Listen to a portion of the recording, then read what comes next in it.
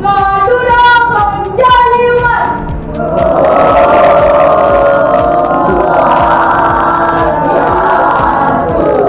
Sebelum memulai kegiatan belajar, mari kita bersama-sama berdoa. Berdoa mulai.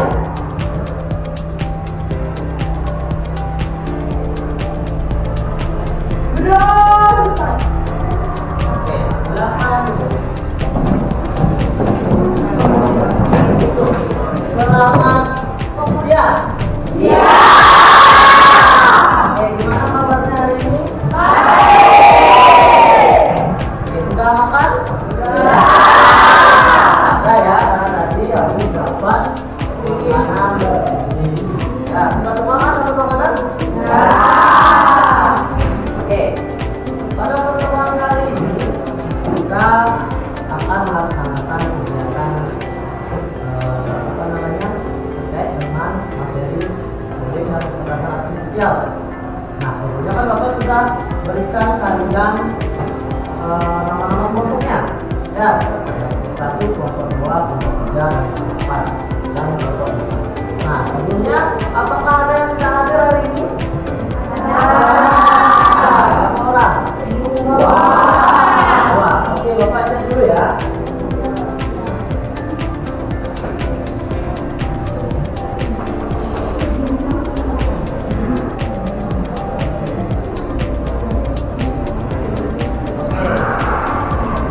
Ayo hadir berapa suami? Ibu Devi Tansen, Saya Pak. Dimas Dharma Yase, Saya Pak.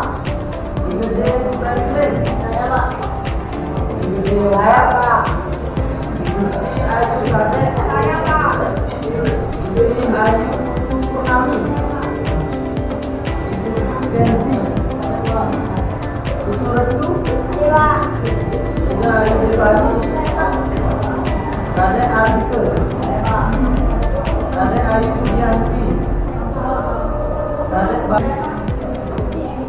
Untuk Gede Indira, Nanta Riasa, Putu Kirti, Arisita Dewi, Ayu Gina Rate, Putu Darwin, Deva, Kela, Laura, Rizal, Romi, dan Yuri. Oke, ada yang belum Bapak sebut namanya? Ayo. Ada berapa kamu? Tiga Pak. Tiga, Dewi Puspita Maharani. Siap. Saya Pak. Dua orang yang ada ya.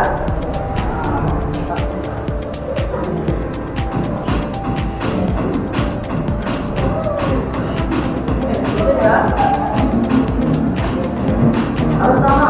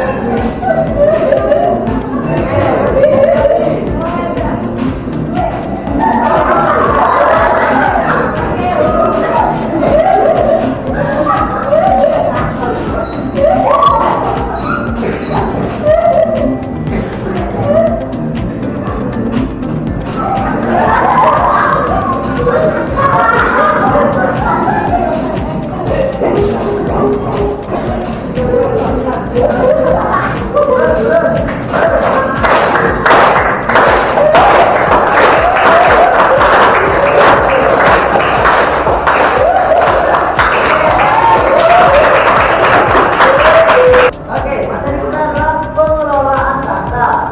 Kita kan ini adalah mata pelajarannya, kemudian dan kekerasan. Ya, kemudian ya, itu adalah berpikir komputasional. Nah, dalam berpikir komputasional ini ada beberapa materi yang nanti akan dipelajari. Materi pertama adalah pengelolaan. Mengelola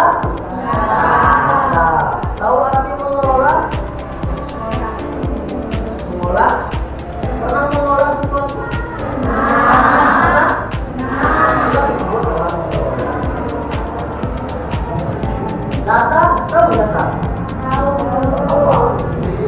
Apa data?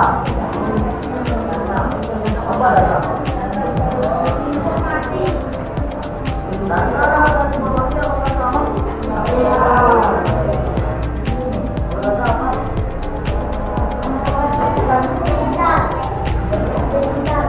Apa?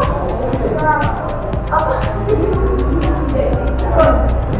Pintar. Coba baca dulu tujuan presentasi.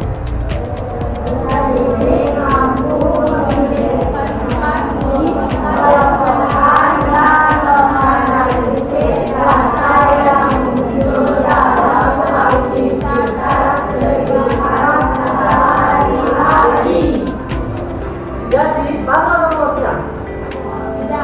Nah, belum. Jadi, dalam materi sekarang ini pengolahan data, memang materinya apa namanya? Mata pelajarannya coding dan kecerdasan artifisial. Coding tidak hanya kita pelajari fungsinya pakai komputer, kemudian ada pemrograman, dan tidak hanya belajar itu. Nah, kita belajar datanya dulu. Datanya apa? Hal yang kita lakukan dalam kehidupan sehari-hari. Ya, contoh data dalam kehidupan sehari-hari apa? Nama, ya, nama kan, nomor induk kependudukan. Kalian tahu nicknya nggak? Ada yang tidak tahu nicknya lah? Nick, nomor induk kependudukan. Kalau yang belum tahu coba tanyakan ke orang tuanya, Pak, Ibu, saya punya nick nggak? Kalau tidak punya nick, kalian berarti bukan warga Indonesia. Tanyakan sama orang tuanya nick saya berapa. Atau kalau mau tahu, cari di kartu keluarga. Kan kalian belum punya KTP. Ya, ini kalian ada di data kartu keluarga.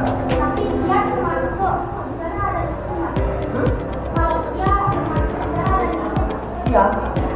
Iya. Ada ya?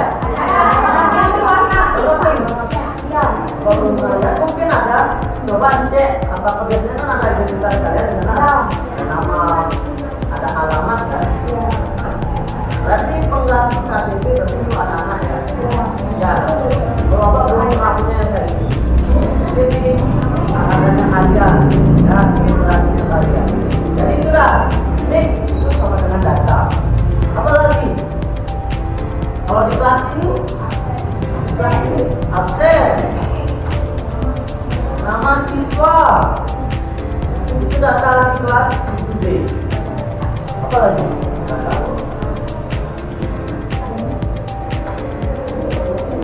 Jumlah siswa, itu data. Ya, itu contoh data yang ada di kita. Kalau informasi, kita bilang informasi kan, beda data dan informasi. Kalau informasi apa? Pernah dengar kata informasi? Apakah kalian pernah mendapatkan suatu informasi? Apa saja informasi? Contohnya yang pernah kalian dapatkan, informasinya apa?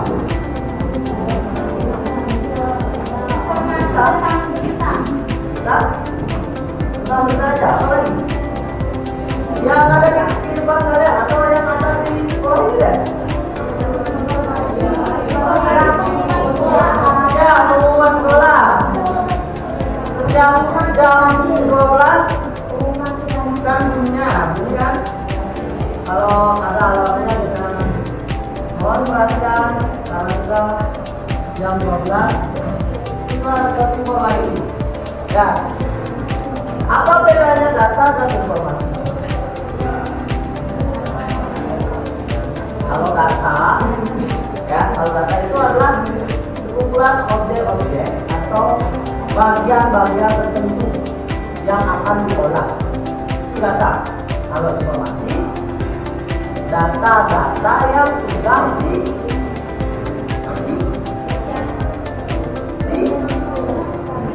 diolah sehingga menjadi sebuah informasi. Kalau misalnya di pengumuman cuma bilang kelas 7D, Itu aja. Kalian paham nggak maksudnya?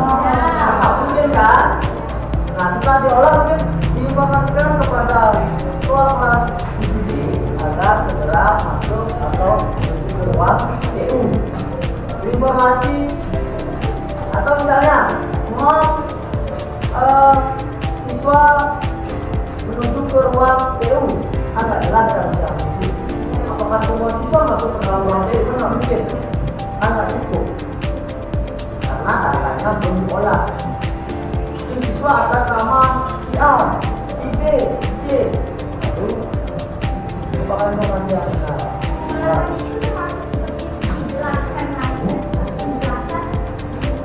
Ya, hampir. Tapi belum disebut informasi kalau caranya dijelaskan saja.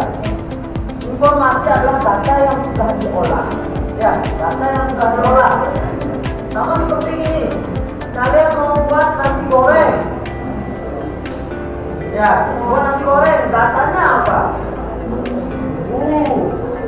Ya, nasinya. Ya, kalau hanya bumbu dan bahan-bahannya aja yang dikasih, apakah sudah disebut dengan nasi goreng? Kan tidak ya? Diolah dulu, dimasak, dan sebagainya, setelah digoreng, lalu menjadi nasi goreng. Ini contoh data dan informasi dalam kehidupan kalian tanpa kalian sadari. Kan sebenarnya belum tahu ya data itu apa, kan tadi belum tahu kan? Sekarang juga kita belajar pengelolaan data.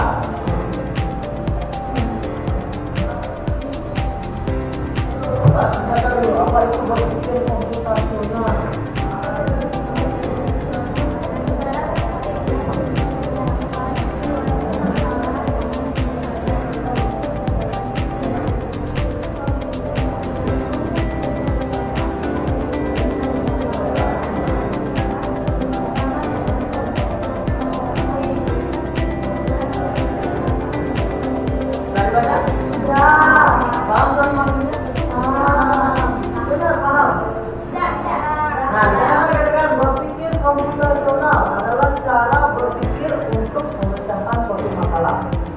Mengelola data, kan sudah pasti kita harus menjadikan suatu informasi. Sebelum menjadi informasi kan kita harus menggabungkannya dulu. Mana yang nomor satu, mana yang nomor dua, mana yang nomor tiga, agar informasi yang kita berikan itu jelas. Maka disebut, dijelaskan berpikir komputasional. Kenapa kita harus belajar berpikir komputasional? Karena mengolah data, kita harus tahu cara menyelesaikan suatu masalah dengan cara berpikir ya. Tapi nanti jangan sampai ada yang gini, Pak, kok kita kan mata pelajarannya coding, kok isi pelajaran berpikir? Ada yang bertanya enggak? Atau berpikir aja? Kenapa kita membicarakan ini kan? Nah, kenapa kita membicarakan ini? Karena itu ada kaitannya dengan cara mengolah data. Apapun ini sebenarnya dalam rangka besarnya kita bisa menggunakan pembelajaran berpikir komputasional ini di segala hal. Karena jelaskan berpikir komputasional adalah cara berpikir, cara kita berpikir untuk menyelesaikan suatu masalah. Siapa yang di sini yang pernah punya masalah? Yang tidak punya masalah, yang tidak pernah punya masalah sama sekali. Tidak ada. Semuanya punya masalah ya. Entah masalahnya kecil, masalahnya besar. Contoh, bertengkar dengan adiknya, masalah itu. Masalah. Apakah ada cara menyelesaikannya? Ada, pasti ada. Salah satu penyelesaiannya misalnya kalian malu ribut dengan adiknya atau malu dengan ribut dengan kakaknya, sudah kita pergi aja ke tempat lain. Apakah itu sudah disebut dengan perusahaan adalah? Bisa ya, bisa ya. Kenapa Bapak bilang begitu? Karena pertama kita bisa menghindari masalah tersebut. Yang kedua, kita menghindari tapi belum tentu masalahnya selesai. Kita pergi datang lagi masalah, orang tua kita bawa sapu. Kamu ngapain artinya? Masalah lagi kan?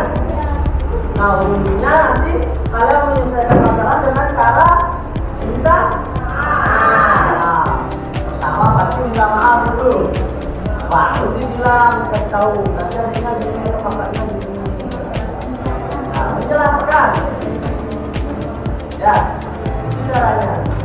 Itulah maksud dari ini. Nah, nantinya kalau kalian ingin lanjut lagi ke mendalami materi coding, ini akan dipakai ketika kalian menyelesaikan masalah ingin membuat program, ingin membuat robot, ingin membuat coding. Pernah lihat coding yang warna-warni itu untuk nge-hack? Pernah nggak? Itu dasarnya ini pecahan masalah. Pak, saya pengen nge-hack WA mantan saya. Atau Pak, saya ingin nge-hack akun Mobile Legends teman saya. Kan pasti ada masalah kan? Masalahnya apa? Masalahnya bagaimana sih cara nge-hack akun teman kita atau akun WA kita gitu kan? Itu kan masalahnya. Terus pemecahannya kita lihat dulu pemecahannya, apakah kita harus mendekati dia bisa diberikan akunnya. Ya wajib sih bisa, harusnya bisa. Sekarang kalian bisa memilih yang lain-lain oleh seseorang namanya phishing. Ya, mancing. Karena mancing juga dalam bahasa programnya disebut phishing, bahasa Inggris ya. Bapak mungkin akan cerita sedikit kenapa di dunia informatika atau di dunia coding itu tidak lepas dari yang namanya bahasa Inggris. Karena dasar dari kegiatan itu ataupun pelajaran itu adalah bahasa Inggris. Kalian pernah nggak download game nih, download game terus kalian ingin mengganti bahasanya menggunakan bahasa Inggris, kan jarang ada bahasa Indonesia. Yang paling umum bahasa Inggris kan? Karena bahasa Inggris adalah hal yang paling umum digunakan oleh seluruh dunia. Kenapa? Nanti ketika kalian membuat program, bahasa Inggris yang ada di sana dalam program. Kembali lagi ke berpikir komputasional. Nah, katakan konsep berpikir komputasional adalah kaitannya dalam pengelolaan data, terutama dalam konteks data sains dan data artifisial. Pernah menggunakan ChatGPT?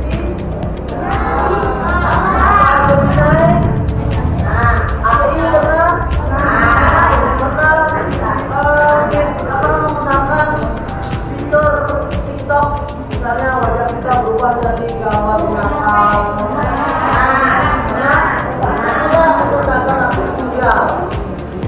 Atau dalam bahasa Inggrisnya artificial intelligence, AI. Kalau bahasa Inggrisnya KA, kecerdasan artifisial, misalnya. Contoh sederhana deh, berpikir komputasional contohnya mengatur jadwal belajar. Kalian pernah mengatur jadwal belajar kalian? Pernah? Misalnya hari Senin, besok ada ulangan matematika sama ulangan bahasa Inggris. Terus ada pelajaran bahasa Indonesia, kalian harus diutamakan. Kan yang ulangan besok kan kalian mengatur jadwal. Itu salah satu contoh penerapan dalam kehidupan sehari-hari. Nah, ya cuma masih dalam keseharian. Kemudian menentukan untuk perjalanan ke sekolah. Kalian mau lewat gang A atau gang B? Kalian apakah mau lewat jalur BPI atau menerobos dalam satu arah jalan sini? Kan pilihan kan? Yang ketiga, belajar kasih.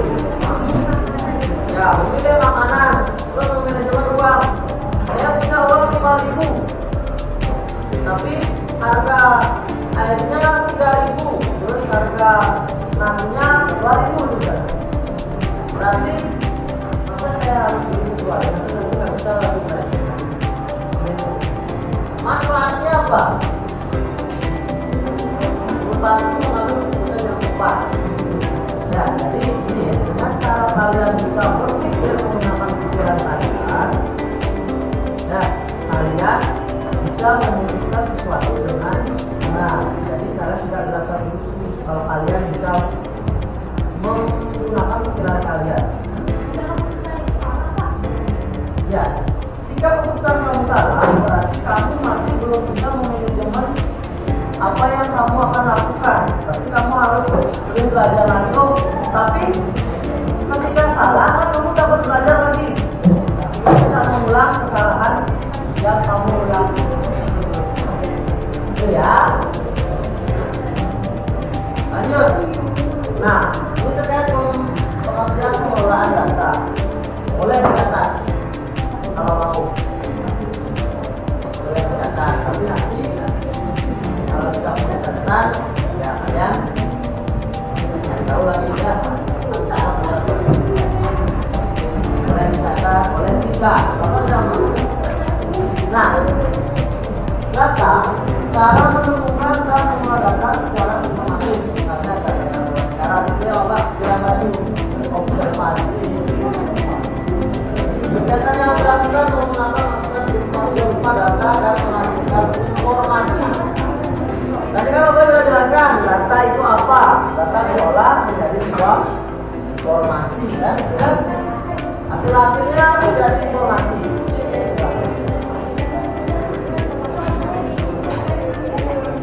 Atau nanti deh Bapak kirimkan di grup ya. Nah, nanti kalian catat di rumah ya, atau Bapak kirimkan di grup. Dan kita lanjut. Oke, dalam berpikir komputasional, ada dulu. Dalam berpikir komputasional ada 4 bagian yang harus kalian pelajari. Pertama, dekomposisi. Yang kedua, pengenalan pola. Yang ketiga, abstraksi. Yang keempat, algoritma. Nah, ini adalah algoritma. Oke, yang pertama, dekomposisi. Proses dekomposisi merupakan proses pemecahan masalah besar menjadi yang kecil. Jadi maksudnya, kalian punya masalah nih di sekolah, harinya apa mata pelajaran?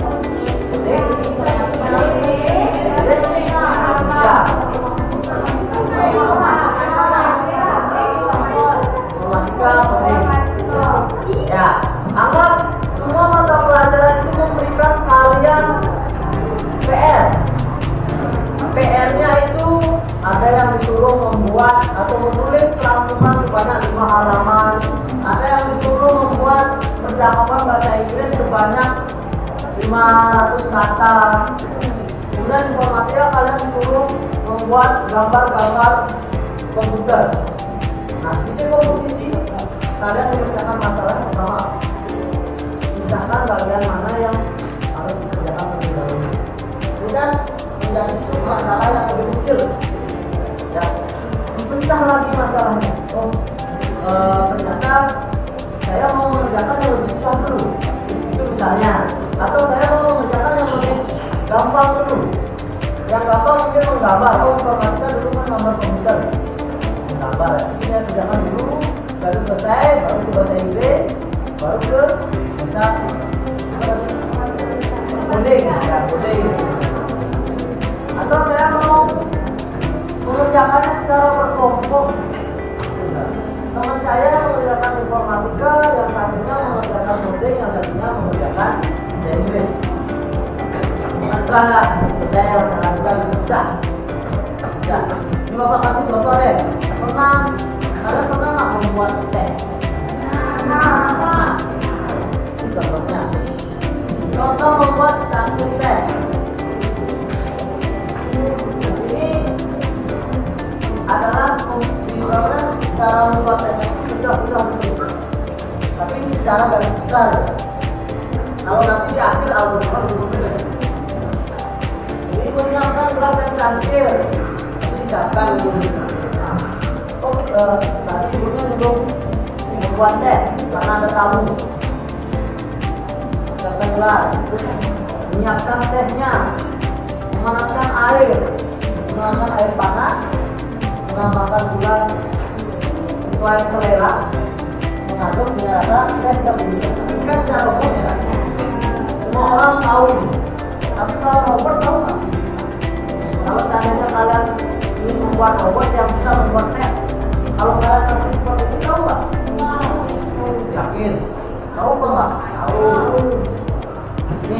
baru pertama kali menciptakan robot. Kalian pasti ini paham nggak ya? Ya kan? Kalau kita ajarin dulu kan, pertama ini dulu kasih. Baru yang kedua ada pengenalan pola. Coba baca.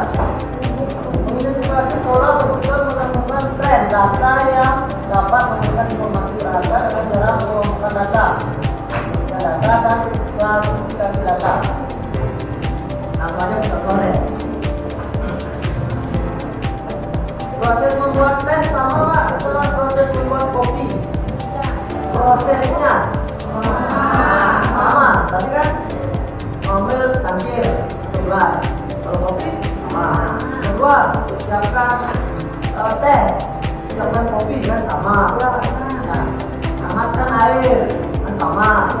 Makan kopinya atau tehnya kan sama. Aduk, bisa jelaskan. Itu adalah pengenalan pola yang maksud dari pengenalan pola. Membuat hal yang berbeda dengan cara yang sama. Contoh deh, kalian membuat tugas bahasa Indonesia. Kalian disuruh membuat puisi. Tapi bahasa Indonesia dan bahasa Inggris. Bahasa Inggris disuruh membuat puisi.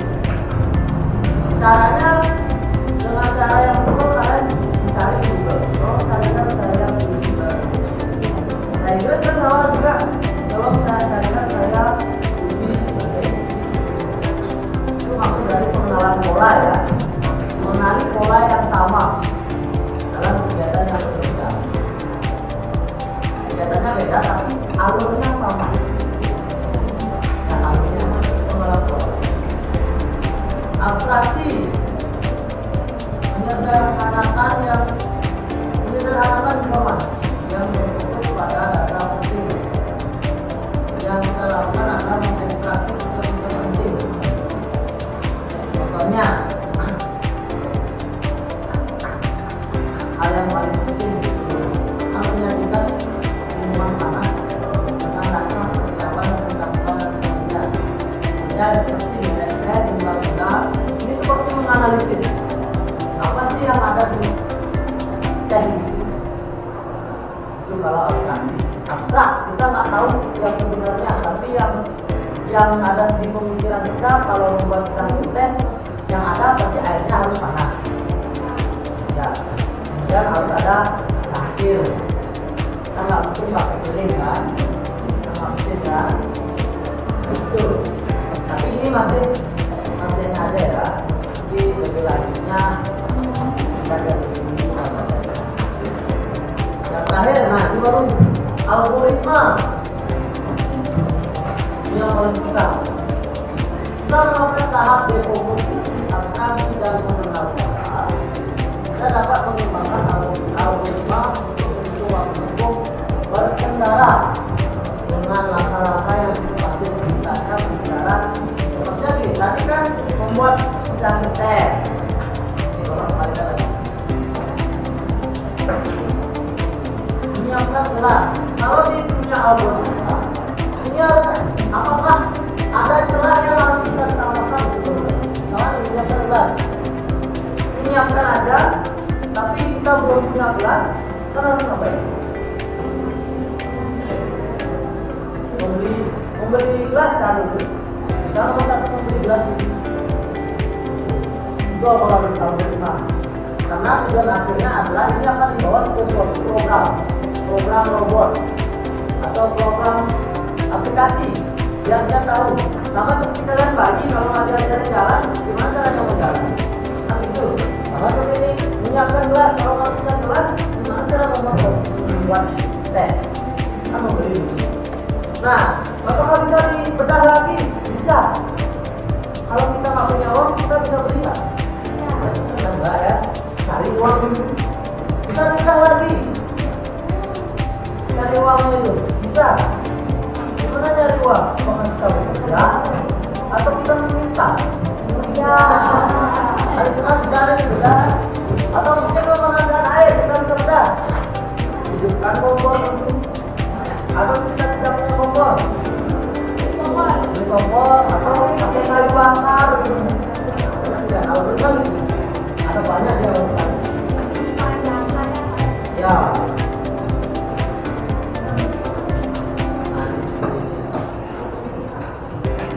Lebih rinci. Nah, sekarang kita ke aktivitas 1, kita mau wordingnya. Coba sekarang untuk berkelompok berhadapan dengan kelompoknya dulu. Oke, Bapak akan bagikan ini setiap kelompok.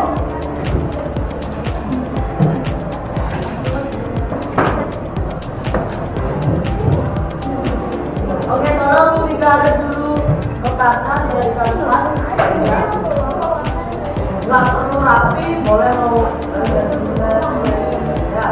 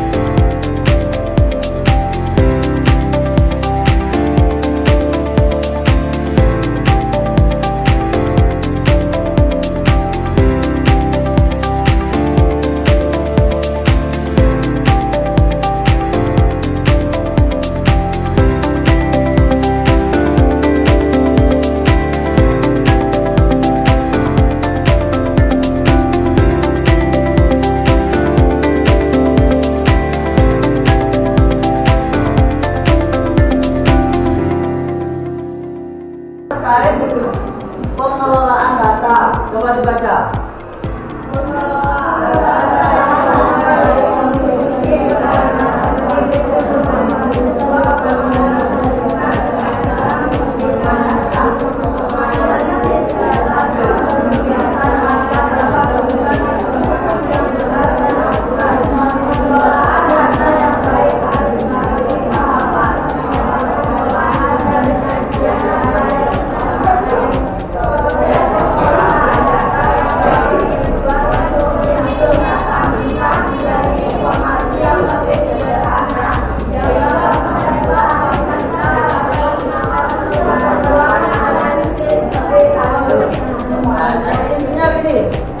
Kalian melakukan analisa dalam mengelola data itu digunakan agar hasil-hasil itu menjadi baik, tidak salah, ya, yang lebih terperinci. Ya, silakan wawancara dulu, hubungan datanya, buat diagramnya, ya, baru disimpulkan.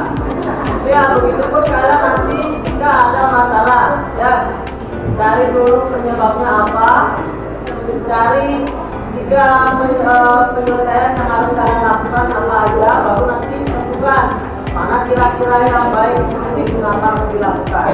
Apa bisa dipahami? Bisa dipahami? Oke, sudah tahu pengelolaan data digunakan untuk apa? Apa tujuan pengelolaan data sudah tahu? Benar? Digunakan untuk apa ya? Kenapa kita mengelola data? Ya, nggak apa-apa, ada yang salah, silakan. Ayo. Apa-apa, ayo. Kenapa kita belajar mengelola data? Agar apa? Ya.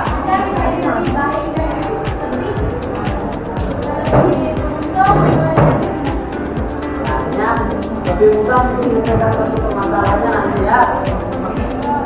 Terus kalian tadi juga sudah belajar bagaimana cara mengelola data itu seperti apa ya. Nanti dipelajari lagi di rumah ya.